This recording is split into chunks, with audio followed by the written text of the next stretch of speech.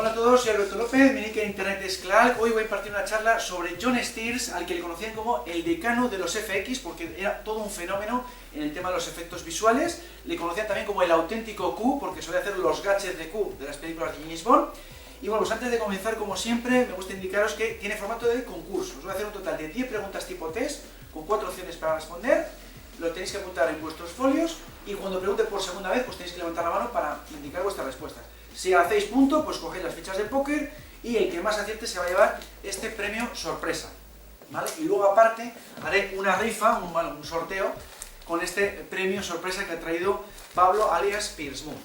Entonces bueno, pues vamos a comenzar. Siempre me gusta al principio indicar en esta portada los 3 grandes hitos de la carrera de la persona en cuestión. Y aquí pues John Steers destaca porque ha trabajado en 7 de las 9 primeras películas de James Bond y además se llevó el Oscar a los mejores efectos visuales por Operación Trueno, que es algo único en la saga, como sabéis, es el único Oscar que tenemos en esa categoría en la franquicia.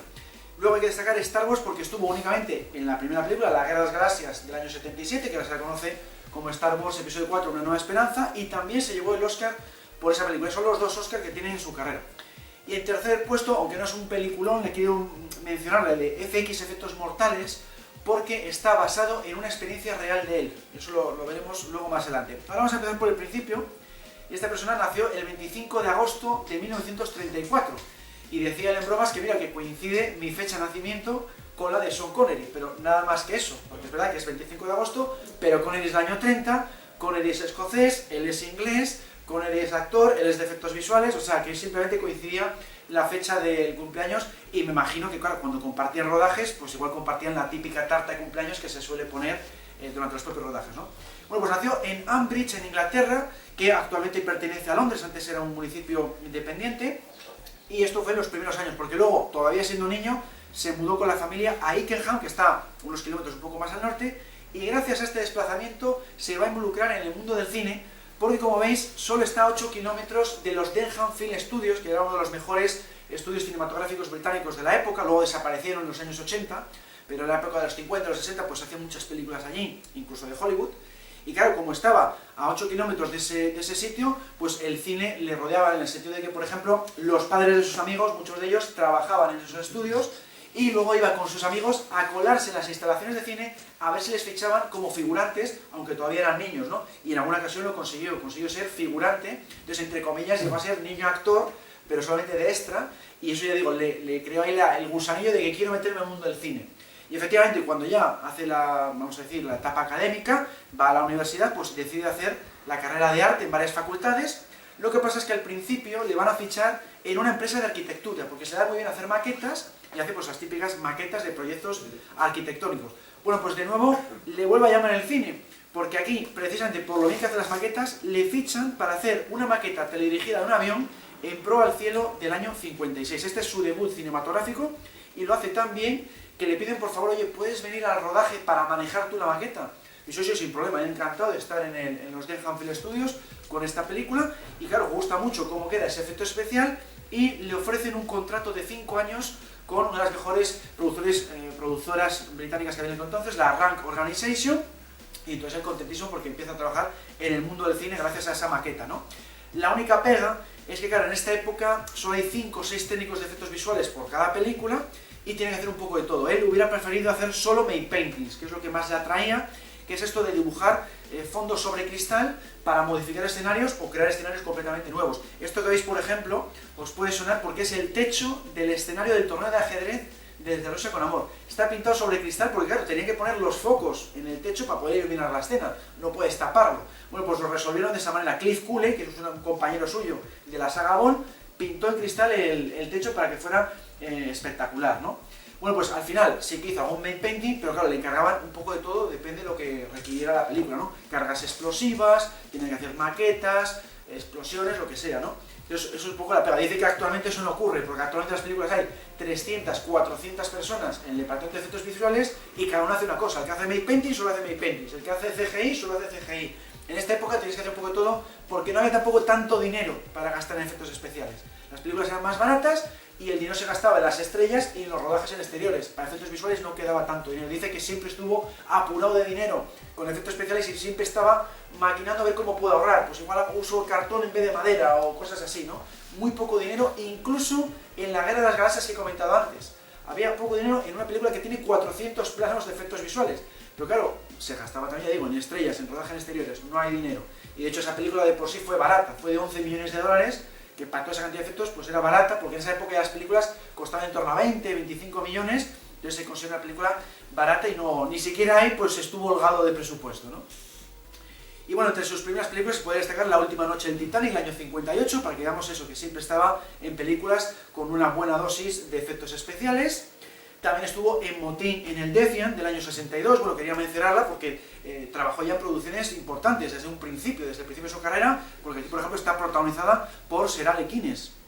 Y bueno, hablando de la filmografía, vamos ya con la primera pregunta del concurso de dificultad fácil. ¿Con qué director Bond trabajó en varias ocasiones? Parece difícil, pero vais a ver que no lo es. A. Alfred Hitchcock. B. Billy Wilder. C. Nicholas Ray. O de Louis Gilbert. Bueno, pues ahí tenéis esas opciones. Bueno, pues A. Alfred Hitchcock, un voto. B. Billy Wilder, ningún voto. C. Nicholas Ray, ningún voto. Y D. Louis Gilbert, los otros 11 votos. Bueno, pues acertáis las 11 personas porque era el único director de películas Bond. Esa es la trampa de la pregunta. ¿Qué director Bond trabajó en varias ocasiones? Alfred Hitchcock no trabajó con Bond. Pero he dicho director Bond. Entonces, claro, te elimino ya esos tres y por eso era la categoría fácil, porque si os pongo 4 directores Bond, pues será muy difícil de acertar, ¿no? Lo quería explicar ahora. Con Louis Gilbert trabajó dentro de la saga Bond en Solo se vive dos veces, porque luego hizo La Estrella de Moonraker, pero ahí ya John Steers no estaba.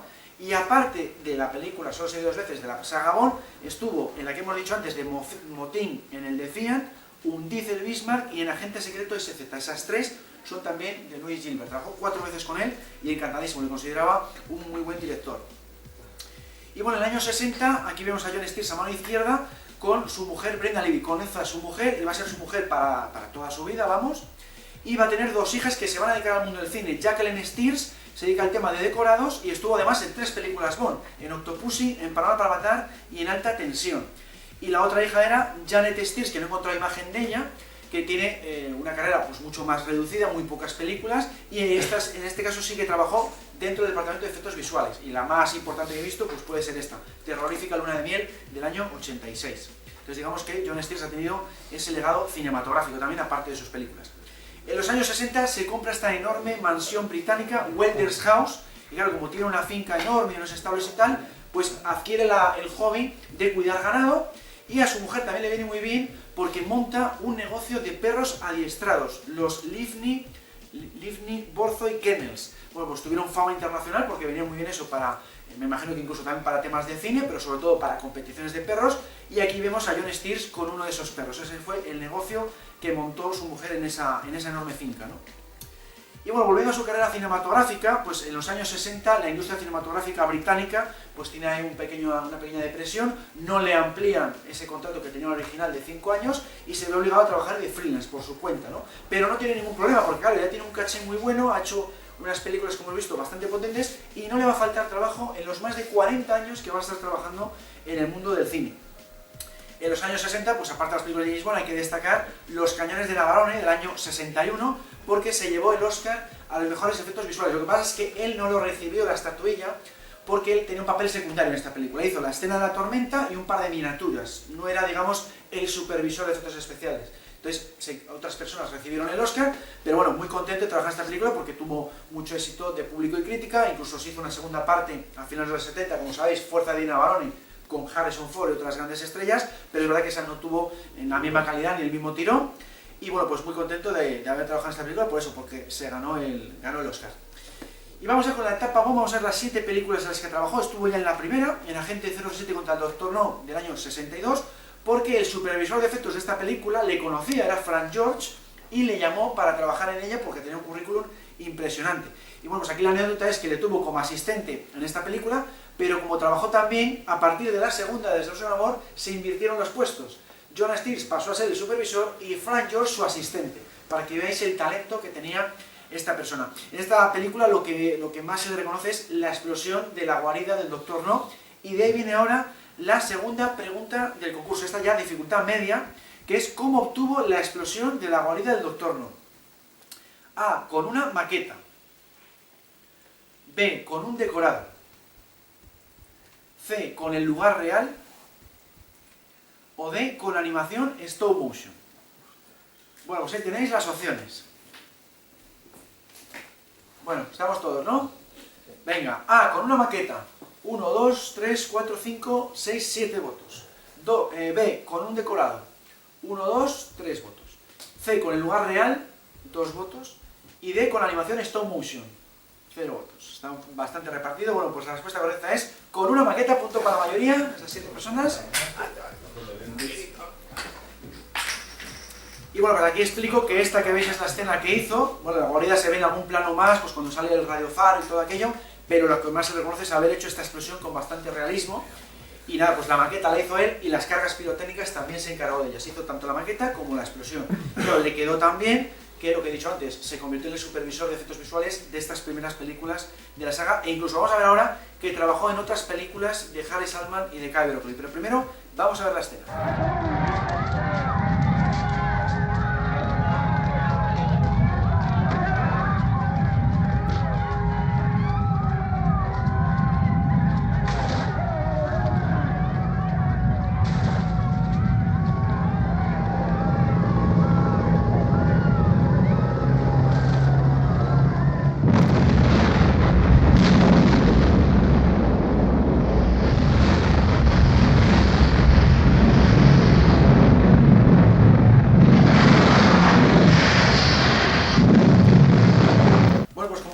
Hay dos películas más que trabajó con Kai Broccoli y compañía.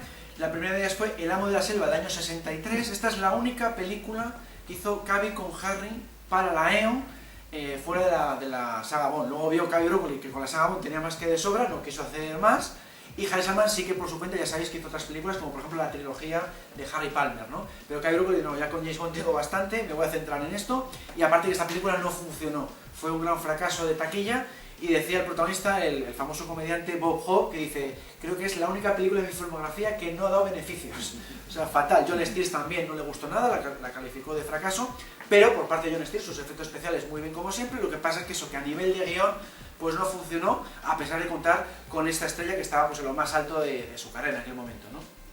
Y la otra película en la que trabajó también John Steers, en el departamento de efectos visuales, como siempre, fue en Chitty Chitty Bang Bang. Esta estuvo solo Kai Broccoli, pero no con la Eon, con otra productora, ¿vale? Entonces esta funcionó muy bien, todo lo contrario que la anterior, una de las grandes películas del cine infantil británico, muy buen musical también, porque contaron con los mismos letristas que hicieron las canciones de Mary Poppins, y a nivel de efectos pues una maravilla, porque estaba buena parte de la familia Bond, entre ellos John Steers, que se dedicó, como vemos, sobre todo al tema del coche volador.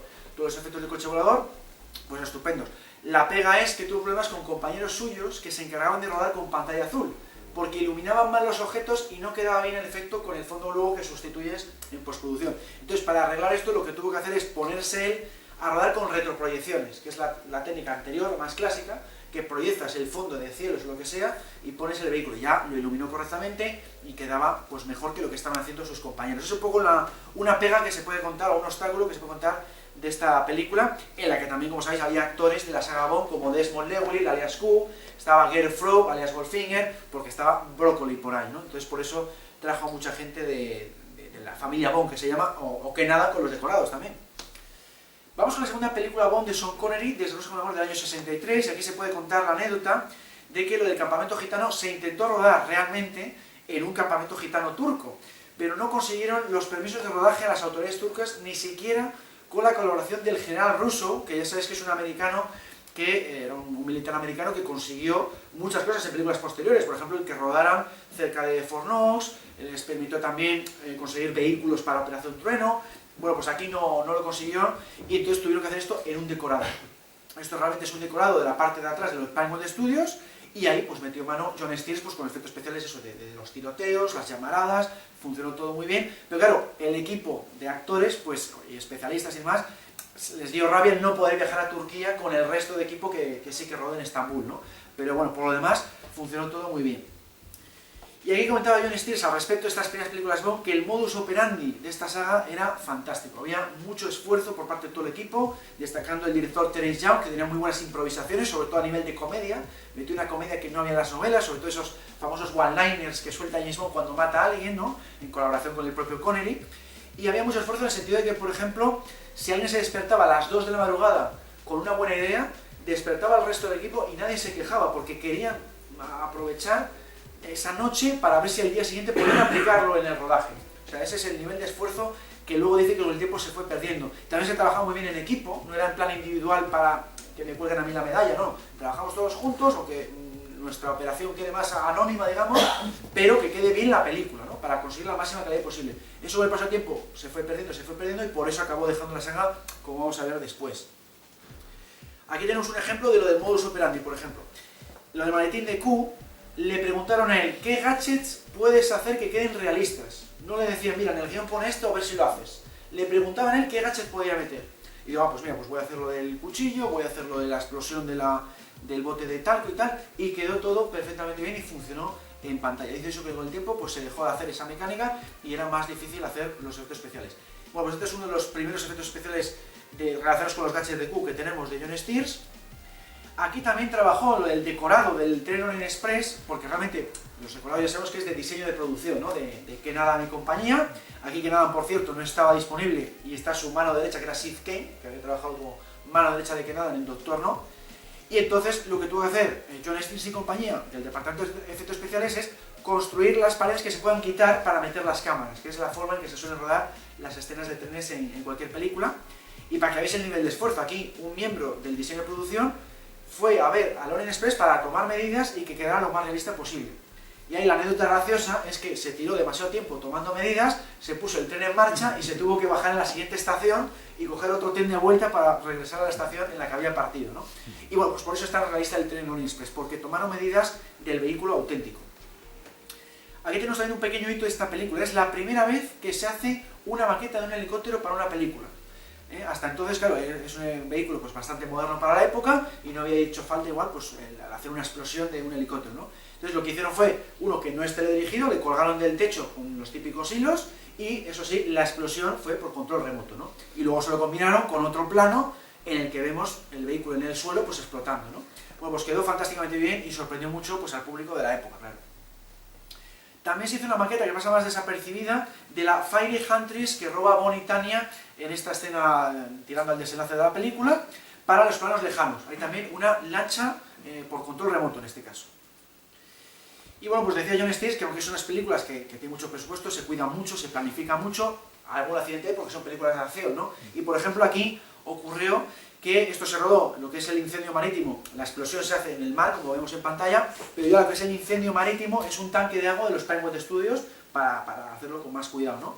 Bueno, pues aún así, el actor que interpretaba a Morzeni, que es el que veis aquí en la imagen, que era Walter Gotell, dice, no, lo voy a hacer yo, que está esto muy controlado y tal, no va a pasar nada. Bueno, pues se quemó las cejas y las pestañas, y le tuvo que reemplazar su doble, y al doble también tuvo un problema, que salió a la superficie cuando se tiró al agua por una zona en la que todavía había fuego. Entonces también sufrió alguna que otra quemadura, ¿no? Pues ahí tenemos uno de los muchos accidentes que hubo en esta película. El mayor susto probablemente fue este, que es que se cayó el helicóptero en el que viajaba Terence Young con un camarógrafo y el piloto, nada más despegar. Estaban en un muelle y nada más despegar, se perdió, se inclinó y cayó boca abajo al agua del mar, y menos mal que John Steers y varios compañeros se tiraron al agua para sacarles de la cabina, porque estaba Terence Young pegando patadas al cristal del helicóptero, no se rompía, no había manera, y al final consiguieron abrir una puerta para que salieran. A punto de perder la vida el director de 3 películas Bond. Y bueno, para que veamos también el nivel de profesionalidad de este director, nada más salir del agua, siguió trabajando. Luego ya se hizo un chequeo en el hospital al final del día, pero para no perder el día de rodaje siguió trabajando, ¿no? Era realmente increíble, y encima soltó una broma de que se me han mojado los cigarrillos, ¿no? O sea, era muy chistoso en todo tipo de situaciones. Otro susto que se llevaron, en este caso John Steers y el Departamento de Efectos Especiales, fue que fueron detenidos por 40 soldados turcos cuando fueron a coger de una base militar turca un material que era un avión americano destrozado.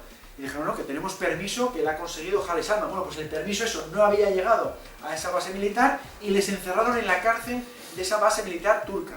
Y el problema era que no entendían el inglés, no se entienden con ellos y de momento tienen que estar detenidos. Menos mal que el comandante de la base, cuando se presentó un tiempo después, sí que sabía inglés y le explicaron, no, teníamos un permiso de rodaje y tal. No, vale, tal. Y les liberaron, porque si no, la pena era varias semanas en la cárcel de la base por haber robado material americano, ¿vale? Porque lo habían hecho supuestamente sin ese permiso. Y al final, pues así en el helicóptero, como vemos, utilizan otro helicóptero para explotarle, ¿no? Vamos con la tercera pregunta del concurso, pasamos ya a dificultad difícil. ¿Qué accidente sufrió John Steers durante la explosión del helicóptero de Spectra? A. Se quemó una mano. B. Le entró ceniza en un ojo. C. Se lesionó la espalda. O D. Se torció un tobillo. Bueno, pues ahí tenéis las opciones. Vamos con la A. Se quemó una mano. Ningún voto. B. Le entró ceniza en un ojo. 1, 2, 3, 4, 5, 6. C. Se lesionó la espalda. 1, 2, 3, 4. D. Se torció un tobillo. 1, 2. Claro, muy repartido porque esta es dificultad difícil. Bueno, la respuesta correcta era se lesionó la espalda. Punto para Bueno, pues aquí ocurrió que activó la explosión. Él estaba demasiado cerca de la explosión, tuvo que saltar para que no le afectara pues a la onda expansiva o las llamas y se hizo daño en la espalda. Luego puedo continuar con el rodaje, pero sí tuvo una pequeña lesión. Y otro accidente en esta misma escena es el doble de Sean Connery, que aquí tenía no a Bob Simmons, sino a Bill Baskerville, que era, digamos, el doble de luces, pero que también utilizaban para una escena. Cuando se puso a correr después de la explosión, se quemó una mano. O sea que hubo esos dos accidentes en esta misma escena. Vamos a ver la escena.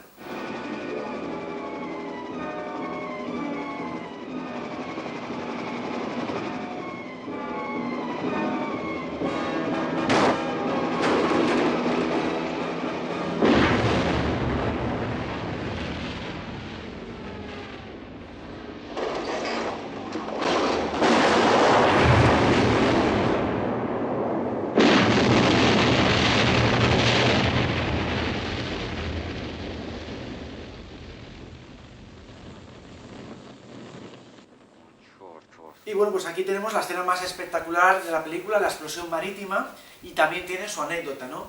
Aquí resultó que estaban haciendo un ensayo, venga, a ver el recorrido que van a hacer las lanchas, qué tal quedan en cámara y tal, pero no estaban filmando porque era un ensayo. Bueno, pues esto no se enteró el departamento de efectos especiales y activó la explosión. De tal forma que, claro, se llevaban las manos a la cabeza porque habían utilizado no sé cuánto combustible para hacer esta explosión, con cargas, no sé qué, había que conseguir el material para el día siguiente. Bueno, pues gracias al buen hacer de John Steers lo consiguieron. Porque claro, tuvo que contratar un tren y un convoy de camiones para traer todo lo que se había gastado en esta explosión. Y la toma que vemos, pues digamos, es la segunda toma y funcionó a las mil maravillas. Es una de las escenas pues, más espectaculares incluso de toda la saga, ¿no?